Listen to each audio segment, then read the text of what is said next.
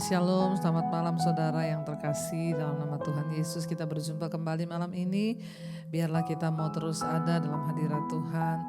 Ya, karena di hari-hari terakhir ini firman Tuhan berkata akan datang masa yang sukar, tapi orang yang dekat dengan Tuhan, orang yang mengandalkan Tuhan, dia akan mengalami penyertaan Tuhan. Sebab Allah kita adalah Allah Immanuel yang beserta dengan kita. Mari kita mau siapkan hati kita untuk masuk dalam pujian penyembahan.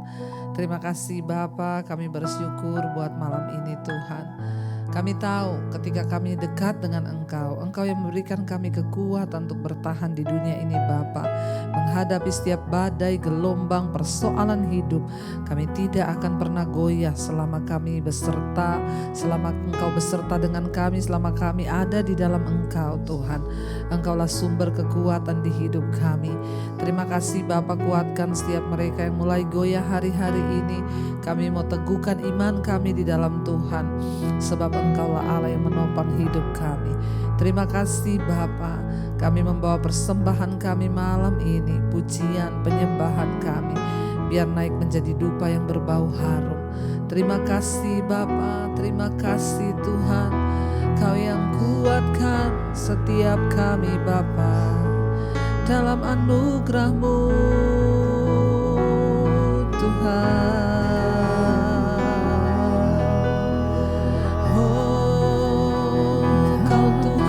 Beserta kami, Kau Tuhan yang menopang hidup kami. Terima kasih Yesus.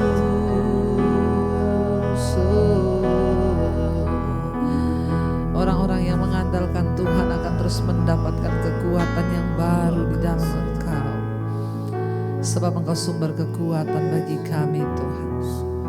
Katakan bersama saudara dari hatimu. Kau kuatkan aku bertahan, Kau harapan dalam kesesakan, Kau buktikan kesetiaan-Mu Tuhan. Kau Allah Immanuel, Kau Allah Kau kuatkan, kami bertahan di dalam Engkau Tuhan. Kau harapan dalam kesesakan, Kau buktikan kesetiaan-Mu Tuhan. Engkau Allah Immanuel. Lebih lagi dengan iman katakan Kau kuatkan, aku bertahan, Kau harapan dalam kesesakan, Kau buktikan kesetiaan-Mu Tuhan, kesetiaan-Mu Tuhan. Engkau Allah Immanuel. Katakan Immanuel.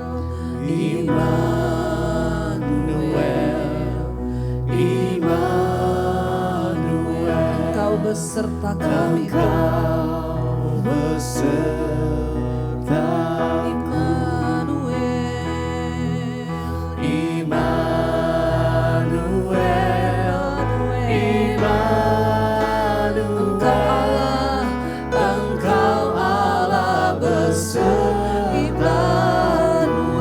Kami panggil namamu Immanuel.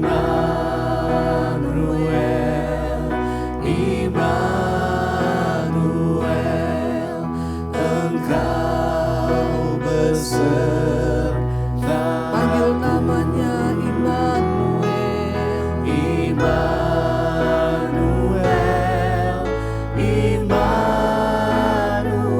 Engkau Allah beserta kami Tuhan. Katakan Kau kuatkan, Engkau yang kuatkan kami bertahan di Tidak ada kekuatan lain selain di dalam Engkau Tuhan. Dalam kesesakan kami, Kau buktikan Tuhan kesetiaan-Mu Tuhan. Engkau Allah Immanuel. Jangan pernah ragukan penyertaan Tuhan. Dia berjanji bahwa Dia akan menyertai kita. Dia yang berkata, panggil namaku Immanuel, yang artinya Allah beserta dengan kita. Dia yang berjanji tidak meninggalkan engkau sebagai yatim piatu, tapi Dia menyertai sekalipun berat keadaanmu hari-hari ini. Angkat imanmu, lihat kepada Tuhan, panggil dan berseru kepadanya, sebab Dia sumber kekuatan, sebab Dia yang menopang. Kami percaya Tuhan, Kau yang beri kekuatan, Kau yang beri pertolongan.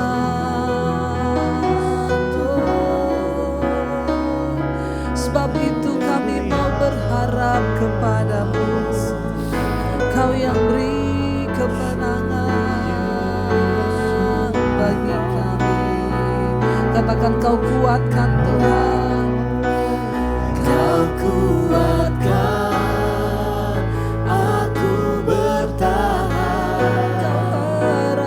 Kau harapan dalam kesesakan hidup kami. Kau telah buktikan Tuhan kesetiaan-Mu Tuhan. Engkau Allah Immanuel. Kau kuatkan aku bertahan. Kau harapan dalam kesesakan kami Tuhan. Kau sumber pengharapan. Kau buktikan kesetiaan-Mu Tuhan. Engkau Allah Immanuel. Sekali lagi katakan, Kau kuatkan, Kau kuatkan kami bertahan. Aku bertahan dalam setiap kesesakan di hidup kami. Engkau pengharapan kami dalam kesesakan. Kau buktikan kesetiaan-Mu Tuhan. Engkau Allah Immanuel.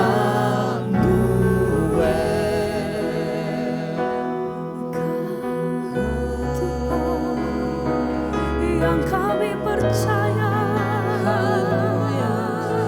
kami meletakkan setiap pengharapan kami di dalam Engkau, karena kami percaya bahwa selama kami menyembah, kami percaya bahwa kami menyembah Tuhan yang benar.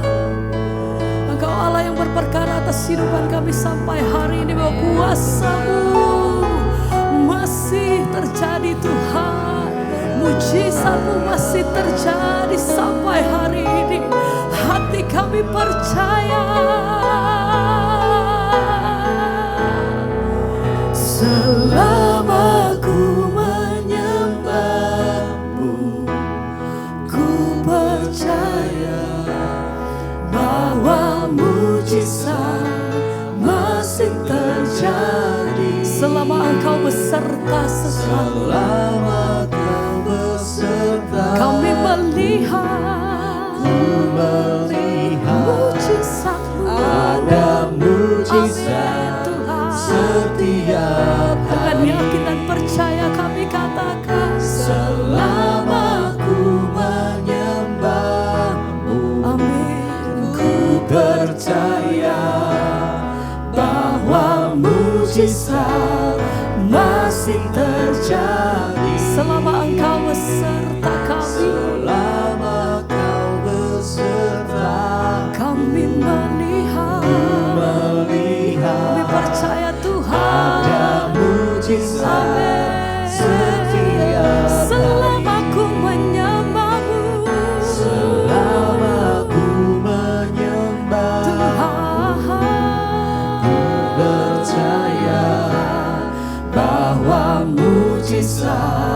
masih terjadi.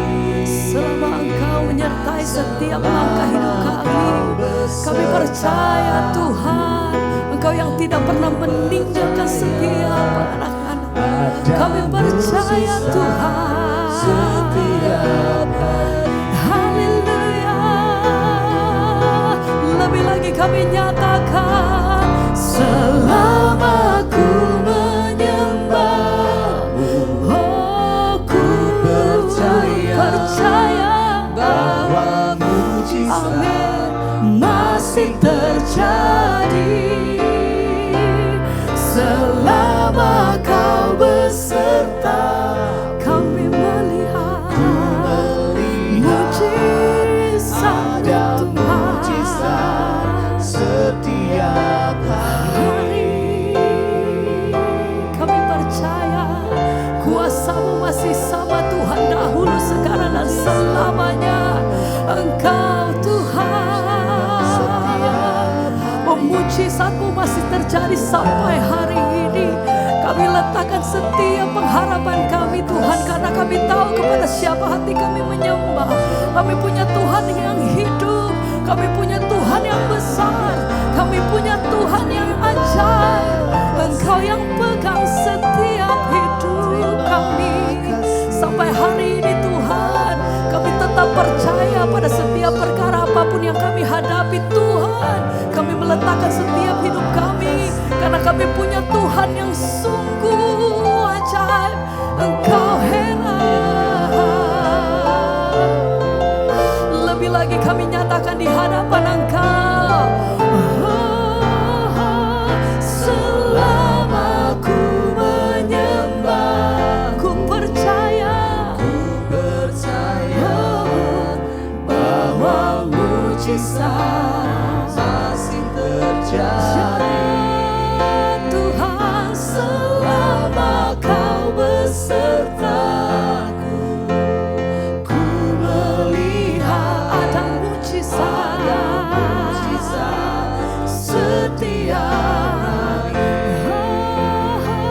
Selama ku menyembah-Mu, ku percaya ada mujizat Tuhan mujizat masih terjadi. selama Engkau menyertai setiap hidup kami. Kami tidak takut, kami tidak gentar. Engkau selalu ada Tuhan. Mujizat setiap hari.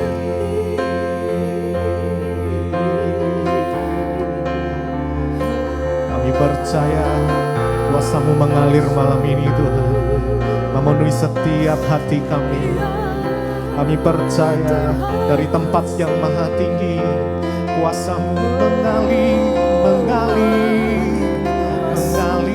memenuhi setiap kami. Oh Yesus Tuhan, kami menyembah-Mu. Yesus, haleluya. Mengalir kuasa dari tempat maha tinggi. Bapa, Kekal mulia, Kau hadir di sini. Kau hadir di sini, memulihkan hati, Menyembuhkan yang terluka, yang terluka, bukan tenang bukan tenang bersama-Mu. Bapa, mengalir kuasa dari tempat yang maha tinggi, mengalir kuasa-Mu ya Tuhan. Amin, amin. Kau hadir di sini, memulihkan hati, menyembuhkan yang terluka, ku kan tenang bersama-Mu. Bapa. Mengalir kuasa dari tempat Yes, mengalir kuasa-Mu ya Tuhan. Bapa kekal, Engkau hadir di sini, memulihkan hati, menyembuhkan yang terluka. Ku kan tenang bersama-Mu Bapa. Mari dengan iman-Mu mengalir kuasa-Mu, mengalir dari tempat maha tinggi. Bapa kekal mulia, Kau hadir di sini, memulihkan hati, menyembuhkan yang terluka, Kami tenang bersama-Mu Bapa. Mengalir kuasa dari tempat yang maha tinggi, mengalir kuasa-Mu ya Tuhan. Bapa kekal mulia, Kau hadir di sini, memulihkan, Kau yang memulihkan, Kau yang menyembuhkan ya Tuhan. Luka ku kan tenang bersama-Mu Bapa. Mengalir kuasa-Mu Tuhan. Kami percaya saat hadirat-Mu nyata di dalam hidup kami Tuhan. Kuasa-Mu mengalir, Kau yang sanggup memulihkan, Kau yang sanggup menyembuhkan, Kau yang sanggup memberi kekuatan yang baru. Terima kasih Tuhan. Mari sembah Dia. Oh Yesus, kami menyembah Yesus.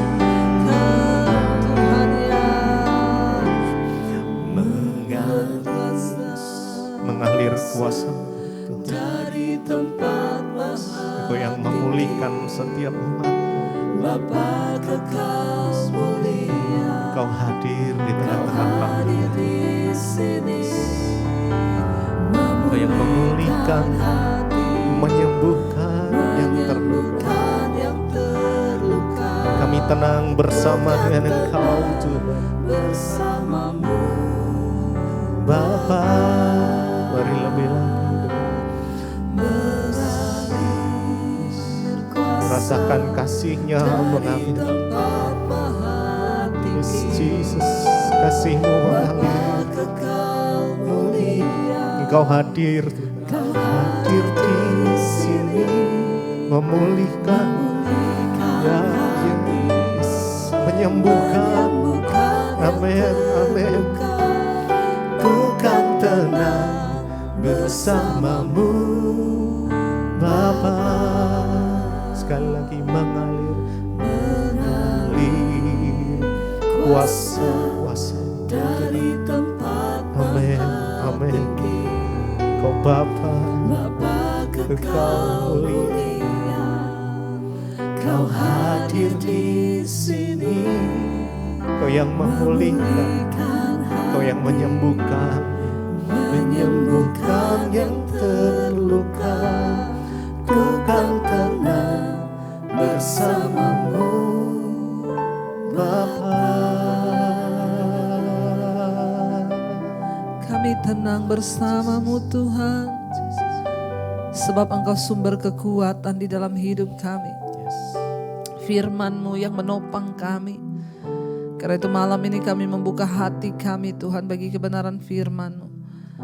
Urapi hamba-Mu yang tidak ada apa-apanya Tuhan, berbicara bagi kami umat-Mu, tuntun kami dalam jalan-jalan hidup kami, agar kami boleh tetap kuat dalam menjalani setiap proses, setiap pergumulan. Kami boleh keluar sebagai pemenang, bahkan lebih daripada pemenang. Di dalam nama Tuhan Yesus kami buka hati bagi firman Tuhan. Sama-sama kita katakan amin, amin, amin. Baik saudara, kita mau melanjutkan pembacaan firman Tuhan malam ini. Namun sebelumnya kita akan mendengarkan kesaksian yang sudah masuk. Saya percaya kesaksian akan menambah iman, percaya kita kepada Tuhan. Karena itu teruslah bersaksi saudara ya, untuk menjadi kekuatan bagi semua orang. Shalom Ibu Debbie. Saya mau menyaksikan kebaikan dan kemurahan Tuhan dalam kehidupan saya. Nama saya Bu Esther dari Tangerang. Iya, shalom ya buat Ibu Esther yang ada di Tangerang. Saya sungguh-sungguh mengalami mujizat dan kemurahan Tuhan. Pada awal bulan Juli, tiba-tiba saya itu setiap hari buang air kecil, yang keluar itu darah. Waduh ya, buang air kecil berdarah. Saya juga merasa perut saya seperti mules ya. Dan saya tidak tahu kenapa. Awalnya saya hanya berdoa kepada Tuhan agar Tuhan menjamah saya. Namun karena terus begitu, akhirnya anak saya berinisiatif untuk membawa saya ke dokter untuk diperiksa. Akhirnya dokter menyarankan saya harus periksa urin lengkap di laboratorium. Karena tidak main-main ya, kencing darah. Singkat cerita, hasil lab saya, kata dokter, itu benar-benar memang darah yang keluar. Bahkan setelah diperiksa di lab juga itu masih dinyatakan memang benar darah. Dan dokter curiga mungkin ada batu ginjal atau ada batu di kandungan kemih saya yang harus segera dilakukan tindakan. Ketika mendengar hal itu, saya merasa syok ya saat itu. Namun saya berusaha untuk menguatkan diri dan hati saya, dan saya ingat bahwa saya punya Tuhan yang ajaib ya. Akhirnya kami pulang malam itu dan saya mengikuti mesbah doa yang dibawakan oleh Ibu Debbie di channel DB TV. Saat itu ibu mengatakan ya mau berdoa untuk yang sakit, dan ibu berkata yang sakit silakan tumpangkan tangan pada bagian yang sakit. Saya menumpangkan tangan di perut saya dan saya imani bahwa Tuhan pasti sanggup menyembuhkan saya. Dan saat itu juga ya saya percaya, saya perkatakan bahwa Tuhan Engkau sanggup menyembuhkan perempuan yang pendarahan 12 tahun. Maka saya juga percaya Tuhan sanggup menyembuhkan saya. Saya juga ingat saat itu Ibu Debbie pernah mengatakan kalaupun Tuhan belum menjawab doa kita, ya jangan pernah menuduh Tuhan tidak baik sebab Tuhan tetap baik. Puji Tuhan Bu, pada malamnya itu ya saya ke kamar mandi untuk buang air kecil. Dan saya sangat kaget karena air seni saya tidak ada darah lagi dan sudah ya seperti air seni biasa, tidak ada darah sedikit pun. Puji Tuhan, ya Tuhan dahsyat dan Tuhan ajaib. Saya mengucap syukur kepada Tuhan Yesus ya yang sungguh luar biasa menjamah menyembuhkan. Saya juga bersyukur, berterima kasih buat Ibu Debbie atas setiap firman yang Ibu sampaikan. Lewat pelayanan Ibu setiap hari yang saya dengar membuat saya mengerti, bahkan hidup saya diubahkan. Doa saya kiranya Tuhan terus memakai Ibu Debbie sekeluarga dan seluruh tim lebih heran lagi dan sehat selalu ya Bu untuk boleh menjadi berkat. Tuhan Yesus memberkati Ibu sekeluarga ya, God bless you, amin, amin, amin. Iya, terima kasih untuk kesaksian yang luar biasa dari Ibu Esther di Tangerang. Puji Tuhan kita boleh dikuatkan bahwa tidak ada perkara yang mustahil bagi Tuhan. Ya, kencing darah ya tidak main-main, ke dokter dan akhirnya berdoa ya bahwa Tuhan sanggup, Tuhan mampu dan Tuhan juga selalu rindu untuk boleh menyatakan mujizatnya bagi orang-orang yang sungguh-sungguh percaya kepada Dia. Iya, terima kasih Bu Esther, Tuhan memberkati. Baik saudara, kita akan melanjutkan pembacaan firman Tuhan.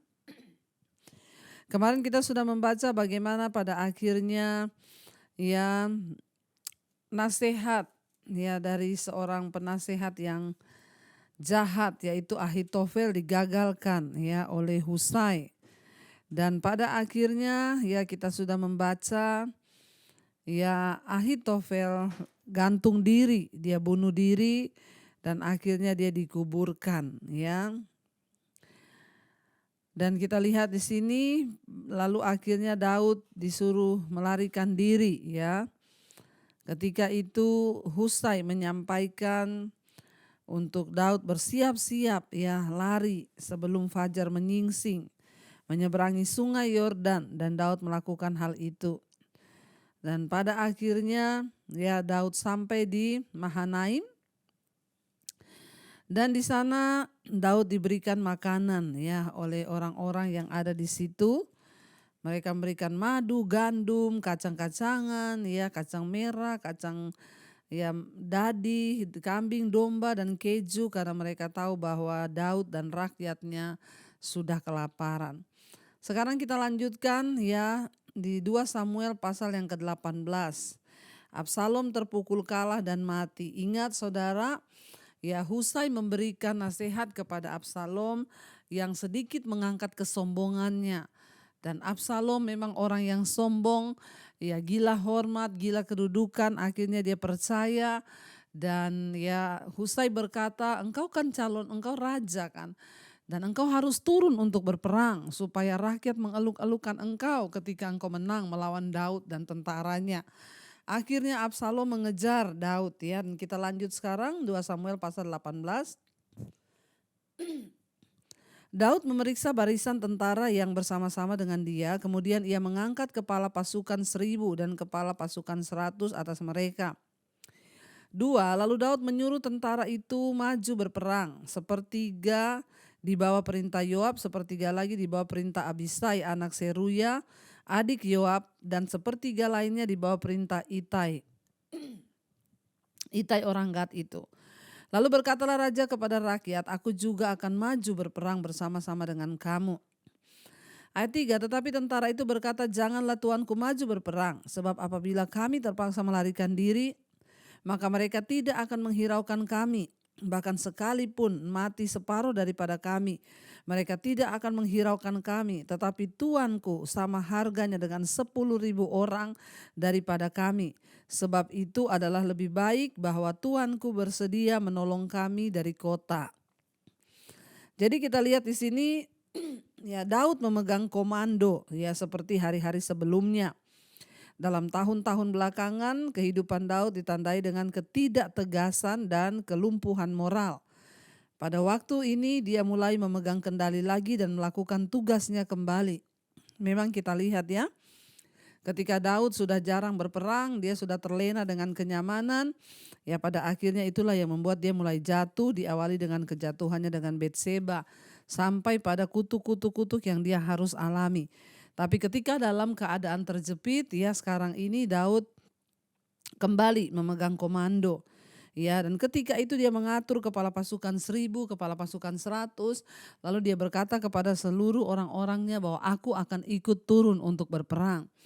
Tapi orang-orangnya berkata, jangan raja. Ya karena ya harga dari raja itu ya mereka bilang luar biasa dan pasti mereka ya akan mengejar raja ya sebab satu kepala raja itu harganya sama dengan 10.000 orang daripada kami. Ya karena itu mereka pasti akan mengejar raja. Jadi sebaiknya raja tidak usah turun berperang. Ya maka raja bantulah kami dari kota ya biar raja bersembunyi saja. Ayat yang keempat, kemudian berkatalah Raja Daud kepada mereka, apa yang kamu pandang baik akan kuperbuat. Lalu berdirilah raja di sisi pintu gerbang dan seluruh tentara itu berjalan keluar beratus-ratus dan beribu-ribu. Dan raja memerintahkan kepada Yoab, Abisai dan Itai demikian, perlakukanlah Absalom orang muda itu dengan lunak karena aku. Dan seluruh tentara mendengar ketika raja memberi perintah itu kepada semua kepala pasukan mengenai Absalom.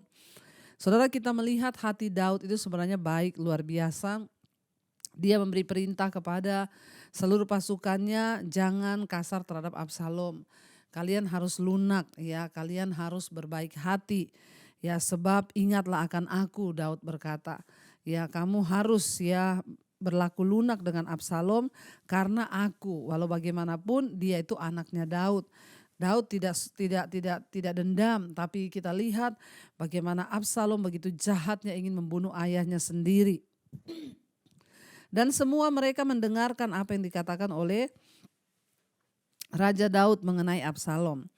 Ayat 6, lalu tentara itu maju ke padang menyerang orang Israel dan terjadilah pertempuran di hutan Efraim. Tentara Israel terpukul kalah di sana oleh orang-orang Daud, ya, dan pada hari itu terjadilah di sana pertumpahan darah yang dahsyat. 20.000 orang tewas. Kemudian pertempuran meluas dari sana meliputi seluruh daerah itu, dan hutan itu memakan lebih banyak orang di antara tentara daripada yang dimakan oleh pedang pada hari itu.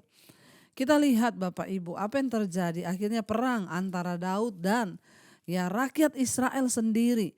Betapa tragisnya saudara, Israel tidak lagi melawan musuh-musuhnya tetapi orang sebangsanya, perang saudara hanya gara-gara ambisi seorang anak yang ingin membunuh ayahnya sendiri. Dikatakan di sana akhirnya terpukul kalahlah orang Israel oleh tentaranya Daud. Ya, mereka tewas di sana, dikatakan 20.000 orang tewas.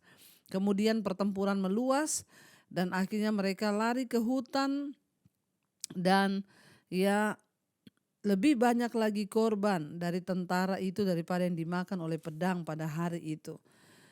Ayat yang ke-9, kebetulan Absalom bertemu dengan orang-orang Daud. Adapun Absalom menunggangi Bagal. Ketika Bagal itu lewat di bawah jalinan dahan-dahan pohon tarbantin yang besar, tersangkutlah kepalanya pada pohon tarbantin itu sehingga ia tergantung antara langit dan bumi, sedang Bagal yang dikendaranya itu berlari terus. Seseorang melihatnya lalu memberitahu Yoab, katanya, aku melihat Absalom tergantung pada pohon tarbantin.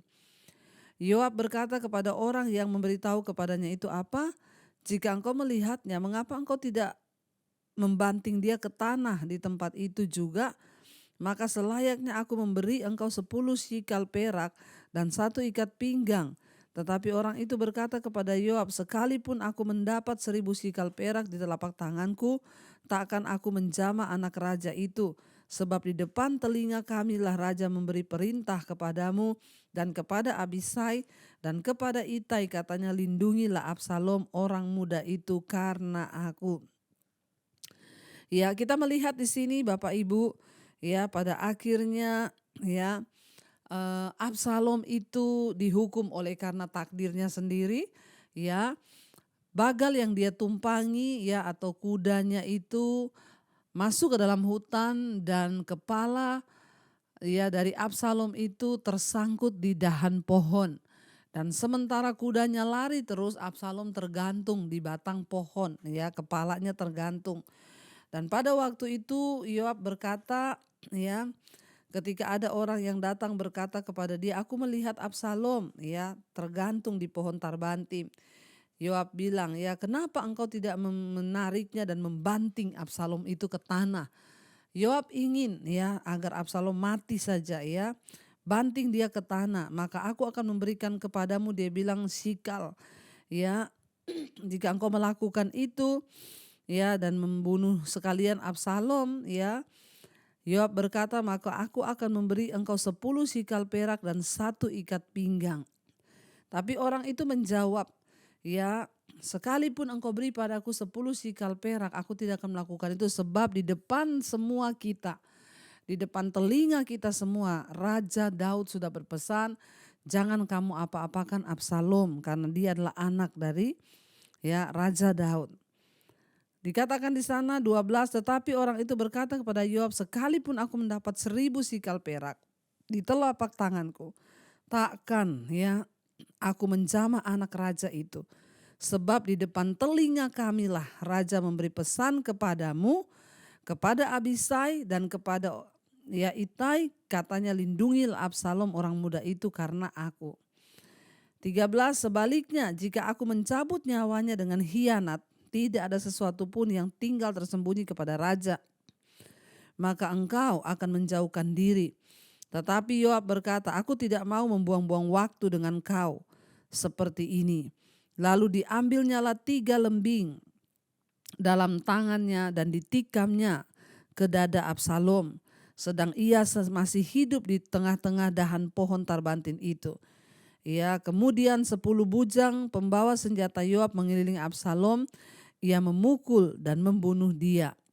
Sesudah itu Yoab meniup sangkakala sehingga tentara berhenti mengejar orang Israel. Sebab Yoab mau menahan tentaranya itu. Lalu mereka mengambil mayat Absalom dan melemparkannya ke dalam lubang yang besar di hutan itu.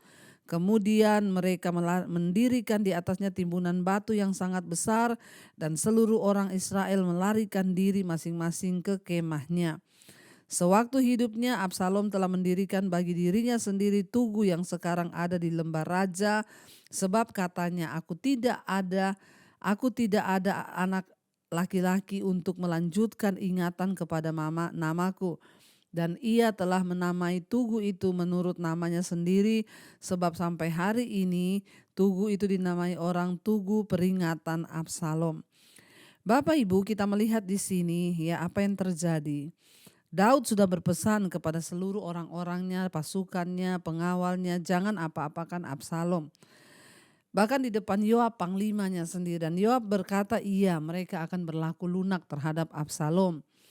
Tapi nasib yang membawa Absalom tertangkap karena dia menaiki kuda, lehernya tersangkut di pohon sehingga dia ditemukan oleh Yoab dan seluruh tentara Daud. Ya. Dan akhirnya Yoab langsung mengambil tombaknya, dan saat itu Absalom masih hidup ya, dan dia tusukkan tombaknya ke dada Absalom sehingga Absalom mati. Ya, Absalom mati terbunuh oleh pedang Yoab. Kita lihat di sini ya, orang-orang pada waktu itu ya, pasukan-pasukannya Yoab itu mengetahui kemunafikan Yoab. Dia mengetahui bahwa Yoab akan menyalahkan dia atas pembunuhan orang itu seandainya raja mengetahui kejadiannya. Yoab tidak bisa menjawab, tetapi hanya memecat orang-orang yang melakukan kejahatan, seringkali tidak mengambil waktu untuk memikirkan apa yang akan mereka lakukan. Mereka bahkan tidak peduli apakah tindakan tersebut benar atau sudah sesuai dengan hukum. Ya, kita lihat di sini Yoab tidak berpikir terlebih dahulu. Ya, dikatakan di sana ya akhirnya Yoab mengambil ya pedangnya. Ayat 14, tapi Yoab berkata, aku tidak mau membuang waktu dengan kau seperti ini. Lalu diambilnya 3 lembing ya. 3 lembing dalam tangannya dan ditikamnya ke dada Absalom sedang ia masih hidup di tengah-tengah dahan pohon tarbantin itu. Dan kemudian 10 bujang pembawa senjata Yoab mengelilingi Absalom lalu memukul dan membunuh dia. Ya, kita lihat ya akhir dari kisah hidup Absalom berakhir tragis. Ya, orang yang jahat ya pasti akan diikuti oleh kutuk dan malapetaka, dan tidak akan selamanya orang jahat itu dibiarkan oleh Tuhan.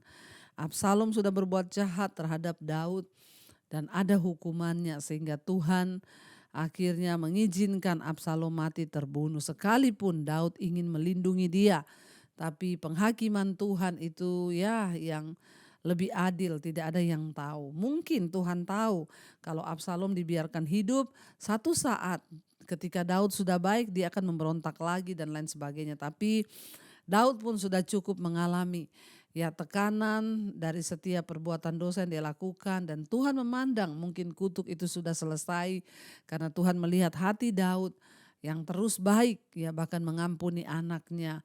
Ya, kejahatan hanya bisa dikalahkan dengan kebaikan, dan Tuhan ya tidak tega melihat orang yang sekalipun saudara sudah menanggung hukuman tapi dia tetap berlaku baik. Daud memang pernah jatuh dalam dosa karena Betseba dan dia membunuh suaminya yaitu Uria.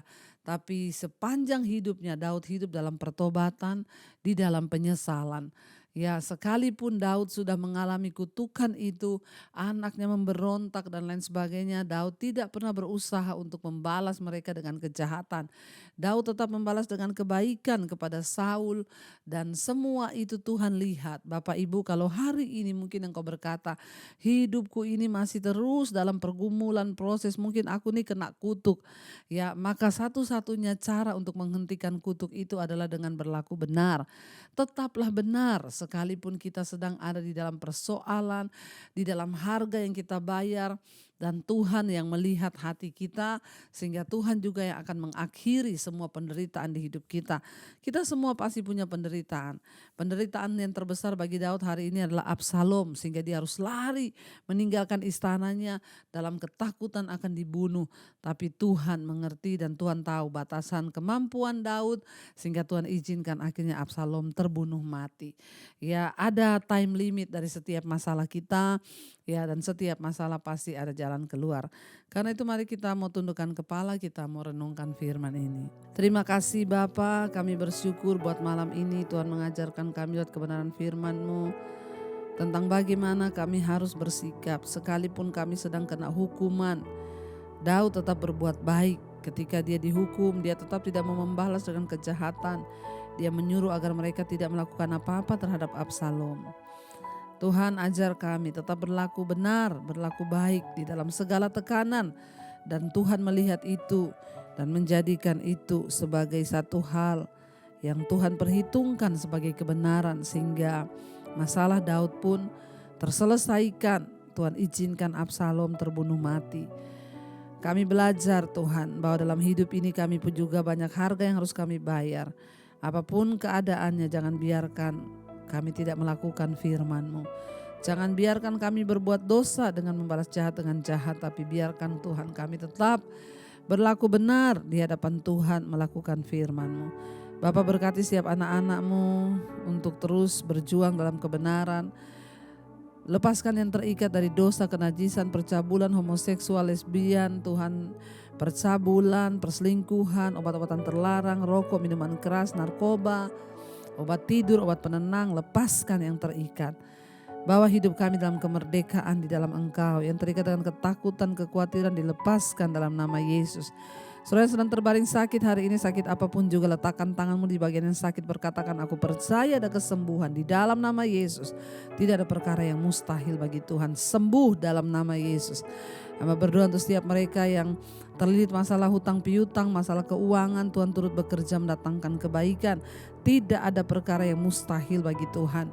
Tuhan juga memberkati setiap mereka yang rindu punya pekerjaan, berikan yang terbaik.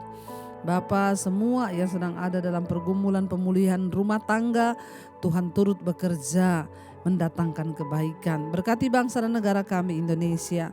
Lawatan-Mu terjadi dari Sabang sampai Merauke. Lawat bangsa ini, ampuni bangsa kami. Tidak henti-hentinya kami berdoa di hadapan Tuhan bagi Indonesia. Selamatkan bangsa ini Tuhan. Biarlah hujan pertobatan tercurah dari Sabang sampai Merauke. Orang-orang berbalik dari dosa kembali kepada Tuhan. Berkati Bapak Presiden Jokowi, wakilnya, seluruh jajaran kabinet yang ada, TNI Polri Tuhan, bahkan kepala-kepala wilayah dimanapun berada, jamah dan lawat. Kami berdoa untuk Pilpres 2024 juga pilkada dalam waktu yang mendekat. Kami berdoa semakin banyak anak-anak Tuhan yang Tuhan pilih untuk duduk di kursi kepemerintahan. Dan biarlah mereka memiliki roh takut akan Tuhan, menjalankan Tuhan semua tanggung jawab yang Tuhan percayakan untuk hormat kemuliaan bagi nama Tuhan. Berkati semua bangsa-bangsa di 5 benua, Asia, Afrika, Amerika, Eropa, Australia. Lawatan Tuhan terjadi, orang-orang bertobat berbalik kepada Tuhan meninggalkan dosa. Terima kasih Bapa. Kami membuka hati dan tangan kami malam ini untuk menerima berkat Tuhan. Mari Bapak Ibu, terimalah kiranya berkat, rahmat, anugerah dari Allah Bapa, cinta kasih dari Tuhan Yesus Kristus, penyertaan darah Roh Kudus turun atas setiap kita mulai hari ini bahkan sampai kali yang kedua. Tuhan Yesus datang kembali menjemput setiap kita. Nama kita tercatat di dalam kitab kehidupan. Dalam nama Tuhan Yesus yang percaya diberkati, katakan bersama, amin, amin, amin. Tuhan Yesus memberkati, shalom dan Immanuel Bapak Ibu.